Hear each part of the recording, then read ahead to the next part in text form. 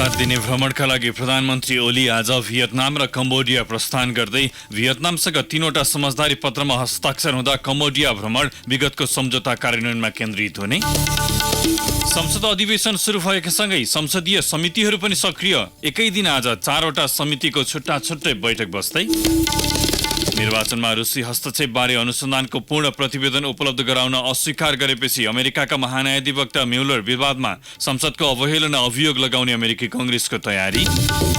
र पाथिभरा राष्ट्रिय भलिबल प्रतियोगिताको उपाधिका लागि आज आर्मी र पुलिस बीच प्रतिस्पर्धा हुँदै। नमस्कार, कान्तिपुर डायरीबाट साथी प्रकाश अनि तेजेन्द्रको समाचार अब विस्तारमा।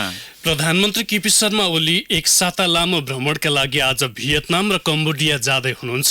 पहिलो पटक राष्ट्रिय ध्वजवाहक विमान प्रयोग गरी उहाँ बिहान सभा 11 बजे भियतनाम उड्ने प्रधानमन्त्रीका प्रेस संयोजक चेतन अधिकारीले जानकारी दिनुभयो। नेपाल सरकारका तर्फबाट पहिलो पटक दुवै मुलुकको औपचारिक भ्रमण हुन लागेको हो। भियतनामका प्रधानमन्त्री न्युगियन जुआन फुक र कम्बोडियाका प्रधानमन्त्री हुन सेनको निमन्त्रणामा प्रधानमन्त्री ओली त्यसतर्फ जान लाग्नु भएको हो। भ्रमणका क्रममा प्रधानमन्त्री ओलीले दुवै मुलुकका राष्ट्र प्रमुख सहित उच्चस्तरीय राजनैतिक भेटवार्ता गर्नुका साथै पछिल्लो समय तीव्र आर्थिक विकास गरिरहेका दुवै मुलुकमा विकास निर्माणको पक्षबारे समेत भ्रमण र जानकारी लिनुहुनेछ। प्रधानमन्त्री ओलीले आगामी सोमबारसम्म भियतनाम र सोमबारबाट बुधबारसम्म कम्बोडियाको भ्रमण गर्नुहुनेछ। 7 दिनको भ्रमण पूरा गरी प्रधानमन्त्री ओली नेतृत्वको प्रतिनिधि मण्डल आगामी बुधबार स्वदेश फर्कनेछ। प्रधानमन्त्री ओलीको भियतनाम भ्रमणका क्रममा 3वटा विषयमा समझदारी हुने परराष्ट्र मन्त्रालयले उल्लेख गरेको छ। भ्रमण सम्बन्ध विस्तारमा केन्द्रित हुने भए पनि समझदारी, प्रवेशाज्ञा, व्यापार तथा लगानी प्रवर्धन र द्विपक्षीय नियमित परामर्शका लागि संयन्त्र निर्माणमा सहमति हुनेछ। भियतनामसँग कूटनैतिक सम्बन्ध रहे पनि विस्तार हुन नसक्दा दुवै मुलुकले आपसी हितमा प्रयोग गर्न सकेका छैनन्। सोमबारबाट सुरु हुने कम्बोडिया भ्रमणका क्रममा प्रधानमन्त्री सेनको नेपाल भ्रमणका क्रममा गत नोभेम्बरमा भएको सम्झौता कार्यान्वयनका लागि प्रधानमन्त्री ओलीले पहल गर्नुहुनेछ। दुई देशबीच द्विपक्षीय हवाई, व्यापार प्रवर्धन र संस्कृति आदान प्रदान लगायतका 3 समझदारी पत्रमा हस्ताक्षर भएको थियो। संसदको बर्खे अधिवेशन सुरु भइसके विभिन्न समितिहरू पनि सक्रिय बन्न थालेका छन्। आगामी आर्थिक वर्षको बजेट लगायत विभिन्न समसामयिक विषयमा केन्द्रित भएर समितिहरूको बैठकहरू बस्न सुरु भएका हुन्। प्रतिनिधि सभा अन्तर्गतका विभिन्न विषयगत समितिहरूको बैठक आज बोलाइएको छ। संघीय निजामती सेवा गठन, सञ्चालन र सेवा शर्तका सम्बन्धमा व्यवस्था गर्न बनेको विधेयकमाथि छलफलका लागि राज्य व्यवस्था तथा सुशासन समितिको बैठक बस्दैछ। राज्य व्यवस्था समितिको बैठक दिउँसो 1 बजेका लागि बोलाइएको छ। समितिको वार्षिक प्रतिवेदन सम्बन्धमा छलफलका लागि कृषि, सहकारी तथा प्राकृतिक स्रोत समितिको बैठक दिउँसो 2 बजेका लागि बोलाइएको छ। महिला तथा सामाजिक समितिको बैठक बिहान 11 बजे बस्नेछ।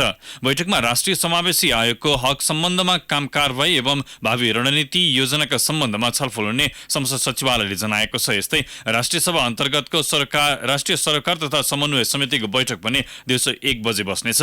बैठकमा प्रादेशिक अन्तर्क्रिया कार्यक्रमको प्रतिवेदन लगायत विषयमा छलफल हुने सचिवालयले उल्लेख गरेको छ। प्रदेश एक सरकारले नयाँ आर्थिक वर्षको बजेट बनाउने प्रक्रिया सुरु गरेको छ। आर्थिक मामिला तथा योजना मन्त्रालयले आर्थिक वर्ष 2076-77 का लागि बजेट बनाउने प्रक्रिया अघि बढाएको हो। मन्त्रालयका उपसचिव हरिहर पौडेलका अनुसार आवश्यक प्रविधि र कर्मचारी समेत आइसकेकाले बजेटको तयारी सुरु भएको हो। नयाँ बजेटका लागि मन्त्रालयले आवश्यक सैद्धान्तिक र व्यावहारिक तालिम लगायतका काम थाल्ने जनाएको छ। आर्थिक वर्ष 76-77 को बजेट प्रदेश सरकारले असार 1 गते अनिवार्य ल्याउनु पर्नेछ। यो वर्ष 50 अर्ब हाराहारीको बजेट ल्याउने गृह कार्य प्रदेश 1 सरकारले थालेको छ। प्रदेश 5 को प्रदेश सभाले 1.5 वर्षको अवधिमा 11 करोड 2 लाख रुपियाँ खर्च गरेको छ। प्रदेशको तेस्रो अधिवेशन सकिदासम्म चालु आर्थिक वर्षतर्फ 9 करोड 88 लाख 15 हजार तथा पुँजीगततर्फ 1 करोड 13 लाख 76 हजार रुपियाँ खर्च भएको हो। प्रदेशसभा सचिवालयका अनुसार प्रदेशसभाका सभामुख र उपसभामुखको पारिश्रमिकमा 25 लाख 56 हजार तथा संसदीय दलका कर्मचारी तथा प्रदेशसभा सदस्यको पारिश्रमिकका लागि 19 लाख 63 हजार रुपियाँ खर्च भएको छ। यस्तै विषयगत समितिको कार्यालय व्यवस्थापनमा 27 लाख 51 हजार, अन्य कार्यालयका लागि 5 लाख 92 हजार र पुस्तकालय तथा संवाद केन्द्र व्यवस्थापनका लागि 4 लाख 91 90,000 रुपियाँ खर्च भएको सचिवालयका सचिव दुर्लभ कुमार पुनले जानकारी दिनुभयो। प्रदेशसभाले गत वर्ष माघ 21 गतेदेखि पहिलो अधिवेशन सुरु गरेको थियो भने वैशाख 22 गते तेस्रो अधिवेशन सकिएको थियो। प्रदेशसभाको चौथो अधिवेशन आगामी जेठ 2 गतेका लागि आह्वान गरिएको छ। राष्ट्रिय जनता पार्टी राजपा नेपाल कार्तिकमा हुने महाधिवेशन र संगठन सुदृढीकरणमा लागेपछि समाजवादी पार्टी नेपालसँगको एकता प्रक्रिया तत्कालका लागि टरेको छ।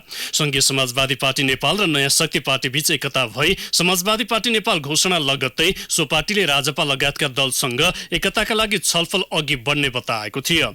राजपा भने तत्काल सो सम्भावना नरहेको भन्दै पार्टीका शीर्ष नेताहरू नै आसन्न महाधिवेशनको तयारीमा जिल्ला दौडाहामा निस्किएको जनाएको छ।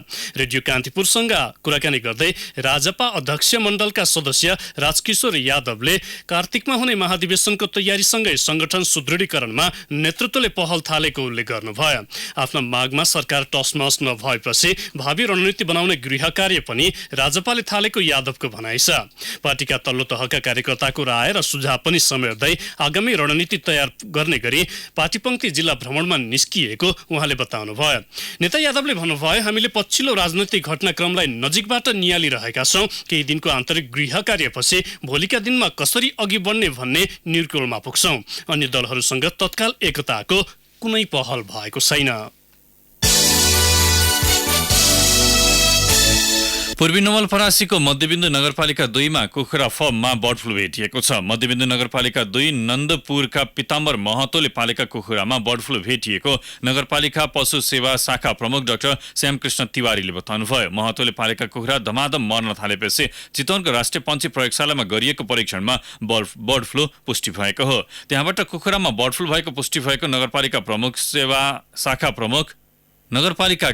पशु सेवा शाखा प्रमुख तिवारीले जानकारी दिनुभयो। महतोको घरमा रहेका अन्य सबै कुखुरा नष्ट गरिएका छन्। गण्डकी प्रदेशको भूमि व्यवस्था, कृषि तथा सहकारी व्यवस्था मन्त्रालयको टोली, पशुपन्छी विकास निर्देशनालय, पोखराको पशुपन्छी रोग अन्वेषण प्रयोगशाला, मध्यबिन्दु नगरपालिकाको पशु सेवा शाखाका चिकित्सक तथा प्राविधिकहरूको टोलीको रहबरमा कुखुरा, हाँस लगायतका पन्छीहरू नष्ट गरिएका हुन्।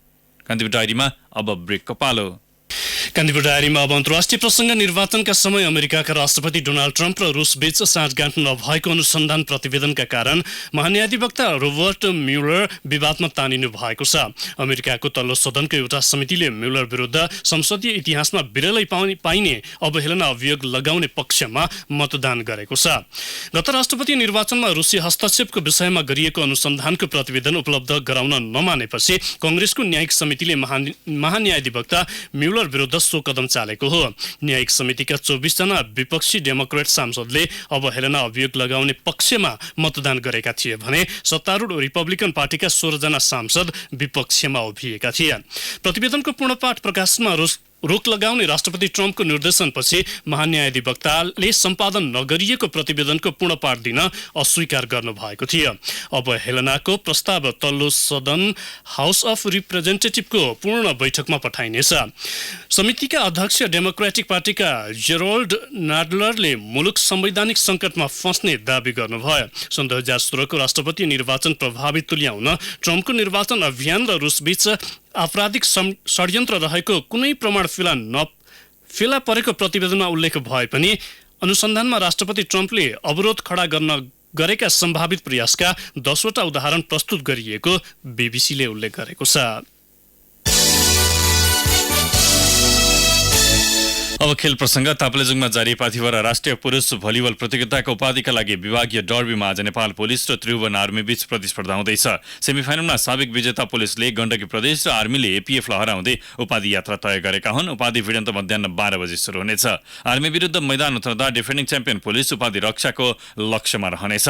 आर्मी भने नेपालगञ्जमा भएको 8औं राष्ट्रिय खेलकुदको फाइनलमा भोगेको बदला ताप्लेजुङमा लिने योजनामा छ। गुराँसको राजधानी तिनजुरे, मिल्के, जलजरी क्षेत्रको प्रचार प्रसार र पर्यटन प्रवर्धन गर्ने उद्देश्यले आयोजित प्रतियोगिताको विजेताले 3,51,000 र उपविजेताले 1,76,000 रुपियाँ प्राप्त गर्नेछन्। वैशाख 22 गते सुरु भएको प्रतियोगितामा 8 वटा टिमको सहभागिता छ।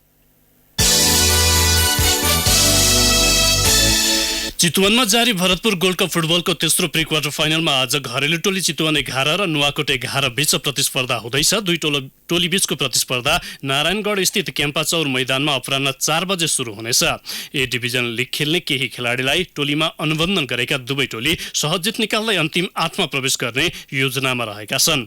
आजको विजेताले क्वार्टर फाइनलमा विभागीय टोली त्रिभुवन आर्मीसँग प्रतिस्पर्धा गर्नेछ। यसअघि हिजो भएको खेलमा वीरगञ्ज युथ एकाडेमीलाई 1-0 ले हराउँदै नेपाल ट्रफी प्रतियोगिताको क्वार्टर फाइनलमा प्रवेश गरेको थियो। विजेताले 6 र उपविजेताले 3 लाख रुपैयाँ हात पार्ने प्रतियोगितामा 12 टोली सहभागी छन्।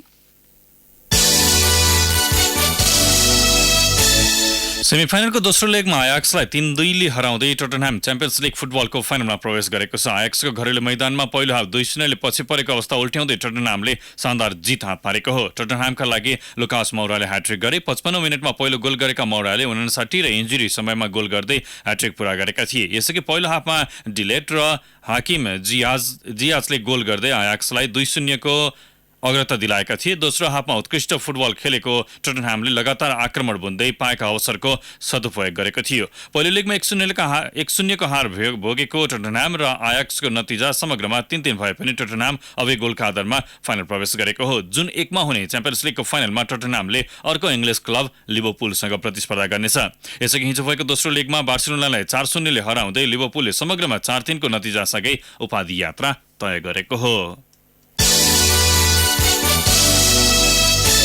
Delhi Capitals Indian Premier League cricket आइपिएलको क्वालिफायरमा प्रवेश गरेको छ। एलिमिनेटर खेलमा गैराती सनराइजर्स हैदराबादलाई 2 विकेटले हराउँदै दिल्लीले क्वालिफायरमा स्थान बनाएको हो। फाइनल प्रवेशका लागि उसले भोलि चेन्नई सुपर किङ्ससँग प्रतिस्पर्धा गर्नेछ।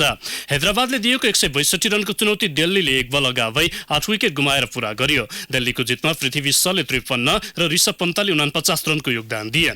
शिखर धवनले 17 र कोलिन मुनरोले 14 रन बनाए। भुवनेश्वर कुमार, खलिल अहमद र राशिद खानले दिल्लीको समान 2 विकेट लिए। यसअघि विशाखापट्टनममा पहिले ब्याटिङ गरेको हैदराबादले निर्धारित ओभरमा 8 विकेट गुमाएर 161 रनको मध्यम योगफल तयार पारेको थियो। मार्टिन गुप्टिलले सर्वाधिक 36 रन बनाएको हैदराबादको इनिङ्समा मनीष कुमार पाण्डेले 30, कप्तान केन विलियमसनले 28 र विजय शङ्करले 25 रन बनाए। दिल्लीका केमो पौलले 3 तथा ईशान्त शर्माले 2 विकेट लिए। यो हारसँगै हैदराबाद प्लेअफबाटै बाहिरिएको छ। खेलकुदका थप प्रसङ्गहरू अहिले 10 बजे प्रसारण हुने स्पोर्ट्स डायरीमा प्रसारण गर्नेछौँ। अहिले पनि कान्तिपुर डायरी यही सकिन्छ। प्रकाश र तेजेन्द्र आगे माग्छौँ। नमस्कार।